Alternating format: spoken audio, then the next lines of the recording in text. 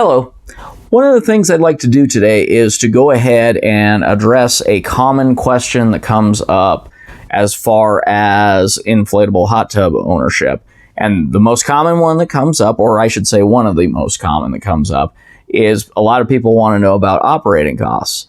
And to be fair, it's a good idea to have a ballpark figure as far as what to expect when you are owning an inflatable hot tub as far as recurrent costs and what you're going to be paying.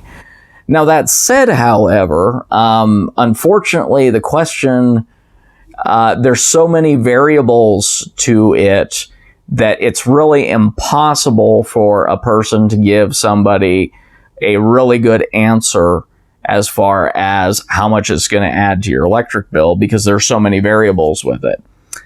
The first one, being the most obvious in my opinion, is the rate per kilowatt hour that your local electric company, public utility district, or whatever it might be that you use for electricity is.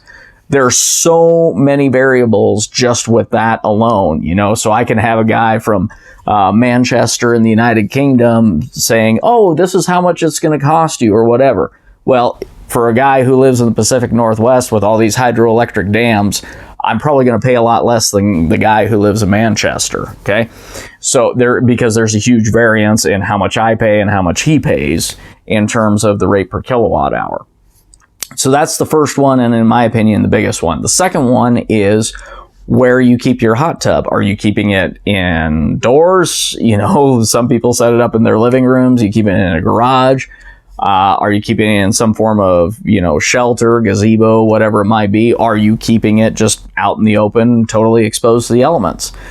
Now, the person who keeps it out in the open and totally exposed to the elements, and they might enjoy that, and that's fine, but be aware that they are going to pay by far the most as far as heating costs for their tubs, particularly in cooler weather, just because of the fact that there's no natural enclosure or whatever to help keep the direct temperature of the elements out from them.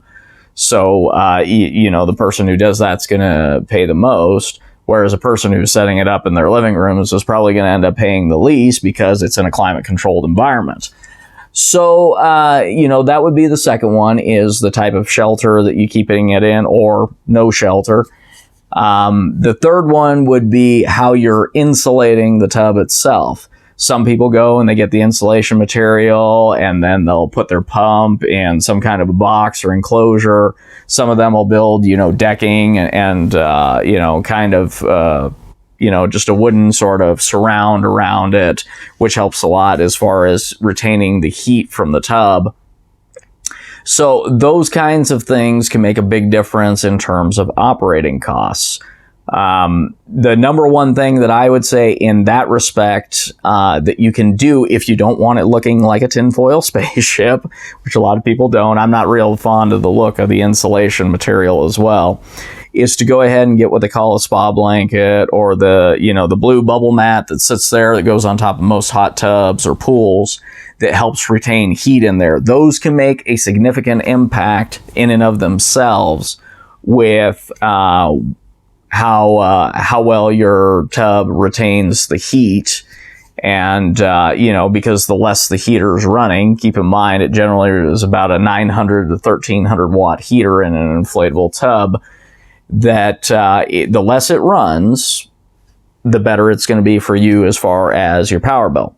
So as a matter of fact, I just got mine today, and I am going to do a comparison with my power bill before and after adding one, just to see what kind of a difference this makes.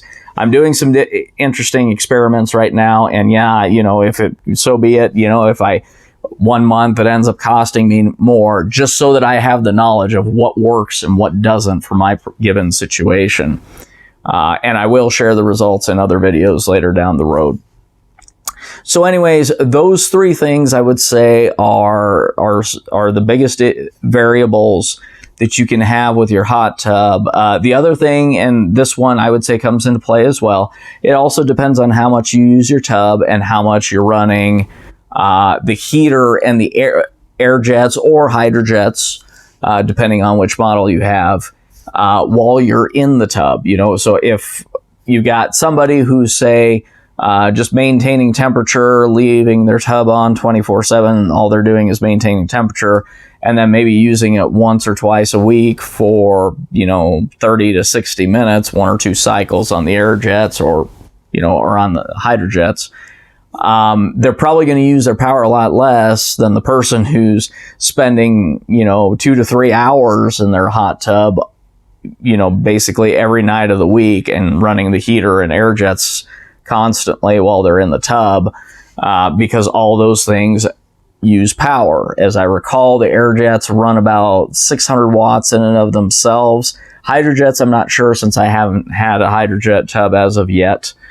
And so anyways, those are, things to realize. And if you're running the heater and the air jets combined, you could be running near 2,000 watts per hour in order to, operate, the tub. So just keep that in mind, that the more you use the jets, more you use the heater, you're going to add cost to your power bill because you're going to be using more electricity.